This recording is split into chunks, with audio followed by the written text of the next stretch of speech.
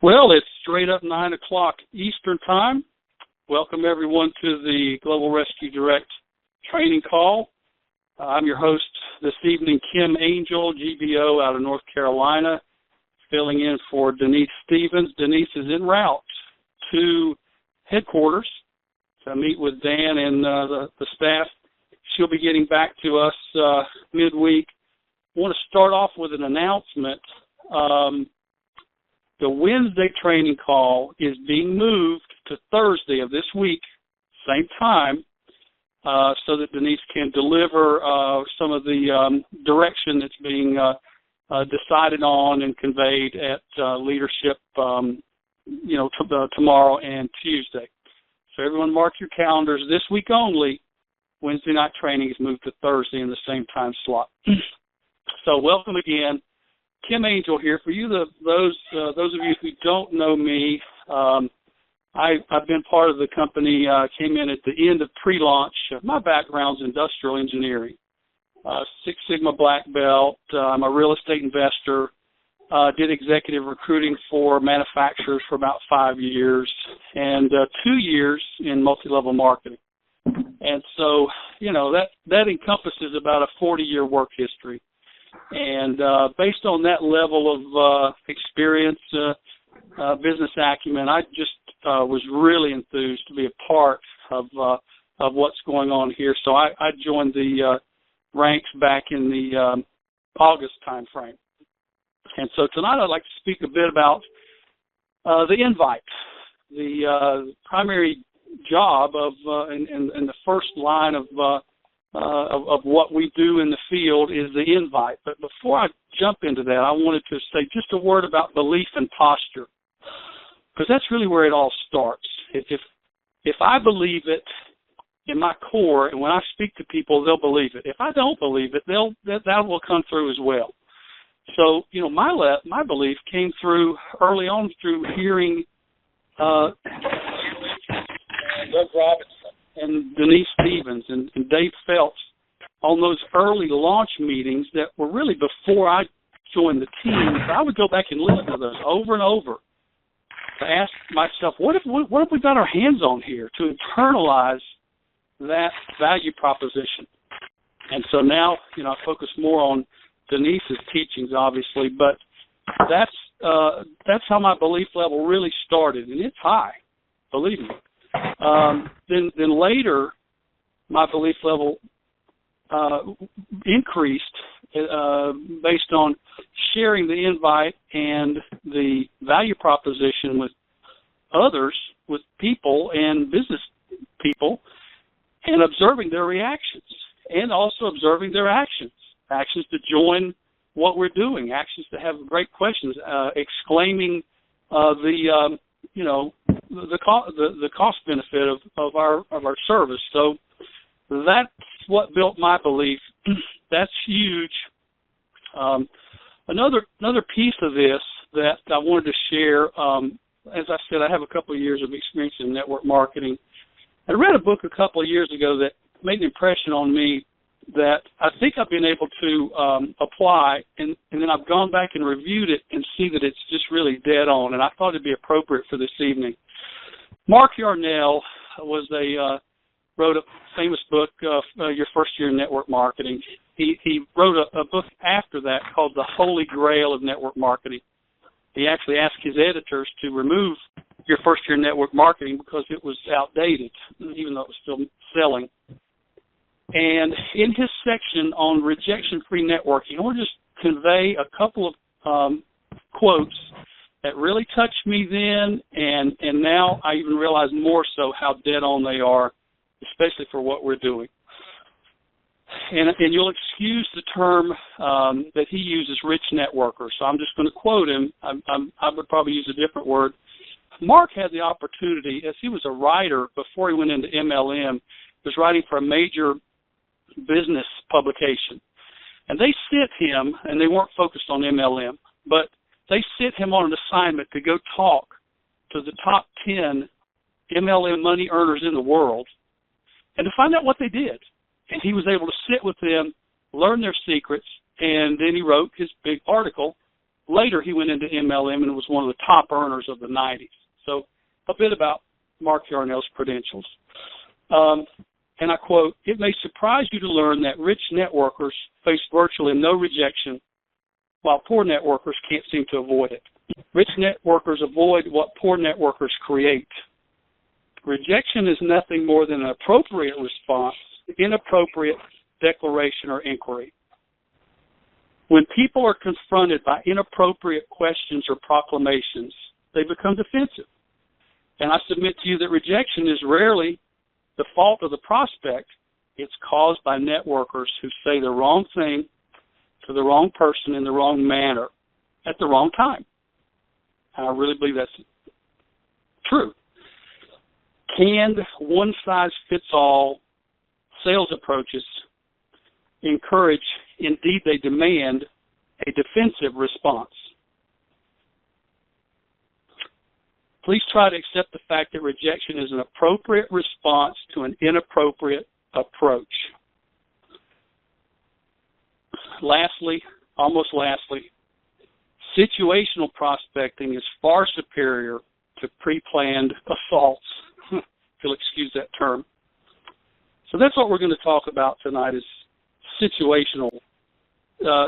situational invite. One last one here. Situational dialogue is the best and most effective approach. So if that resonates with anyone, hope that helps. It helps me tremendously because I've frankly enjoyed a very high percentage of people who have heard the value proposition of getting them to agree to either see the calculator or before the calculator to get them to, see more, do a three-way call, that type of thing. So on to the invite. My favorite invite that I, it's what struck me when I heard these leaders early on. It was the analogy with Uber. So I'm going to give you a two-part invite here.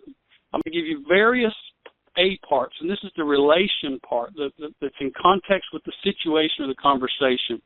So I'm going to give you several that have been used. All these have been used with success. These are not theoretical. And then the B part is setting the meeting time, and that's standard. I do basically the same thing every time, okay? So, I bump up against, a business acquaintance, old friend, whatever. What are you doing nowadays, Kim? It's kind of interesting. I'm launching the Uber Healthcare in North Carolina. And usually I get a lean in, a question about that, showing some interest. And I answer it this way, well, what did Uber do? Well, they've dominated the world market in taxi cab in 7 years, right? And Morgan Stanley valuated them recently at $62.5 billion. That's more than General Motors, a 100-year-old car company. So, and they usually get a wow out of that. Well, how do they do it? They changed access, and I kind of fold my fingers together. They changed the way riders access cars. They used a disruptive technology, an app, and that's what we have. They changed the cost structure, and they did it with an army of entrepreneurs. And that's what our company is doing with healthcare. And that's all that I focus on what Uber did, not what we did. So I stay out of the details. And I let their imagination work. And it works well because people typically have a very positive response and a good follow-up question or two. I'll get into the questions. I typically don't answer a lot of those questions. They've got good questions, but I'll tell you more about avoiding them and why it's best to avoid them. So on with other invites. I love Denise's invite. Very effective. And this is in the context, and this is Denise Stevens. This was a training she did a couple months ago. In the context, whenever healthcare pops up in the conversation, well, how often does it pop up? Well, it's only probably the number one domestic issue in the United States. So whenever healthcare pops up, well, do you have access to healthcare? Kind of almost a rhetorical question, but regardless of their answer, are you happy with the cost? That usually is a real conversation starter.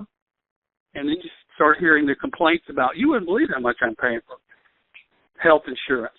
And they go on about that. If I could show you a way to save 50 to 80%, would it be worth 15 minutes of your time? And that's where you use silence. You look them dead in the eye, and you wait for a response. Don't feel that silence. Let them respond. Another approach I really like, and I've had people actually ask me to tell other people this same thing, like when I'm in a network meeting, is I just tell them about how I use the service. Me personally, it was I had a sinus infection. I sat here in the office. I called, tapped the app, didn't even get cleaned up. I ran a comb through my hair, had a very positive experience. The doctor looked down my throat, prescribed an antibiotic. She diagnosed a sinus infection. And the cool thing is when the conversation was over, I looked down and I was still in my pajamas. That's pretty cool. So then I ask people I've related this story, I ask, when Americans get used to this level of convenience, do you think they'll want to go back to waiting at the doctor's office? You tell me. And I wait again, and I get a positive response. They go, no. I've heard that universally, no. So use silence. When you've made those bold statements, give them a chance to respond. So I go to networking events here in the area. They may be a B&I group, and I'd encourage you to go. It's a great place to hone your skills. I go to chamber networking events.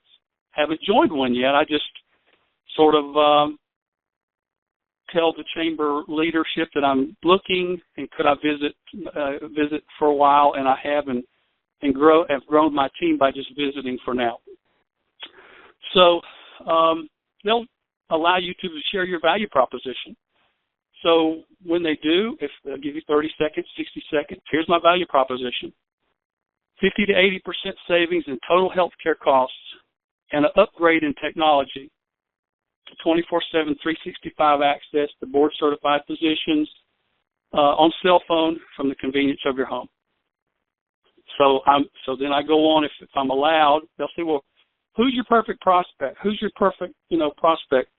So I'm looking to speak with business owners or individuals who want to save 50 to 80% and upgrade their technology to 24/7, 365 access to board-certified physicians. Most of the time, that's about all the time you have, about 30, 60 seconds. If I think that conversation needs to amp up just a little bit, or I see some doubt, I'm not offering a service as much as providing a total solution to the broken healthcare system. And I know that's a bold statement, but that gets people's attention. I had one guy challenge me one time. He was a consultant. This is maybe my second networking event. And so I just said, well, if someone has a better idea, I'm all ears. But if not, maybe they should listen up, because the private enterprise solution's here. There's a new sheriff in town, and it's not insurance. So I go on to add, it addresses the top three aspects of the broken healthcare system: high cost, convoluted access, and the quality of the health care you receive once in front of a primary care physician. And a note on that quality. You realize 300,000 people die annually in the U.S. due to medical mistakes? And part B of that, on quality, is most wait 3 days or longer for an appointment. Actually, the national average is longer. So we wait 3 days for an appointment, take half a day off work, drive across town, wait 2 hours to be in front of a primary care physician for 8 minutes. Is that quality from a customer's perspective? And again, I wait for an answer. Most of the time, it's no, not really. So I've spoken with with insurance professionals, and actually the first group that I approached have now joined our business as GBO. And for insurance professionals, one approach is, I want to show you I want you to see the Uber of healthcare. They've never heard of this before, obviously. I want you to see the Uber of healthcare. You'll probably understand it better than I because you offer solutions every day. And so you're sort of a humbling, almost consultative approach there. That can work. That works. When I'm on the phone with someone, just for any reason, like my, conference leadership at my church last week, it wasn't a business call. We talked about something else. But before I hung up the phone, I said, Joel, I'm telling you, I've got to take just a moment here. I'm going to tell you because I'm telling everyone about I'm launching the Uber of healthcare. And so that's I use that a lot. I'm telling you because I'm telling everyone. Or I'll say, I figured you'd at least want to know about the Uber of healthcare. You'd at least want to know how it works. And obviously they don't know how it works, so it may be of interest. So in the conversation, I distance myself from insurance. And I'm quick to say, because they try to kind of, people love to label, I'm the world's worst. They try to fit you into an insurance bailiwick there, and I separate myself very quickly. Insurance has had 100 years to fix this. Government has had 20 years, and they haven't gotten it done. The private enterprise fix is here. So again, I'm saying there's a new sheriff in town, and I smile, and it's not insurance. One invite when I'm talking to someone in the context of their employer, I'll just say, you guys have coverage through the company with traditional health insurance, right? And you'll get an answer there, and it's usually a conversation starter. Another anecdote I like to throw in these conversations to add context is that the average family who pays for health care spends $17,300 a year. It's become the number one budget item for many households and businesses. That puts the context, we're not looking to save people $100 a year or $100 a month. This is major. I also mentioned in the Uber context that Uber took 6.5 years to get to 1 billion rides. This is maybe for GBOs that are looking at this. Kind of, you can tell they're weighing out things in their mind. And I'll just mention that Uber took 6.5 years to get to 1 billion rides. It only took 6 months to get the next billion. And, of course, that speaks to a very strong trend. So, okay, that's enough on and I'm ready to wrap up. That's enough on just the invite. And those are different invites for different situational contexts, different conversations. If you'll internalize enough of those, the situations will pop up where you can use those. Then the way I schedule a meeting is always the same. I wait till the end of the conversation. I don't pipe up at the beginning. I let everyone talk, and I listen attentively, and I ask them good questions with interest.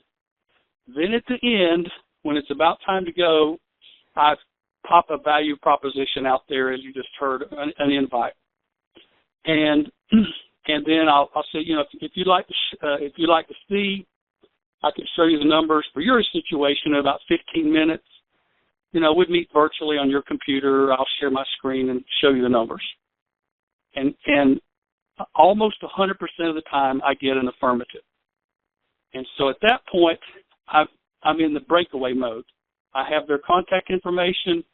Maybe we've set an appointment. Maybe I'm going to call them when they get back to the office to get their availability. But I break away. There's no need for further details or explanations. So think in terms of the breakaway. And we're at about 20 minutes. I've gone 5 minutes over. No, we're right on time. Right on time.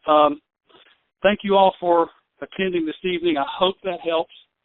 If you have specific questions, feed them back through Denise, and I hope this helps.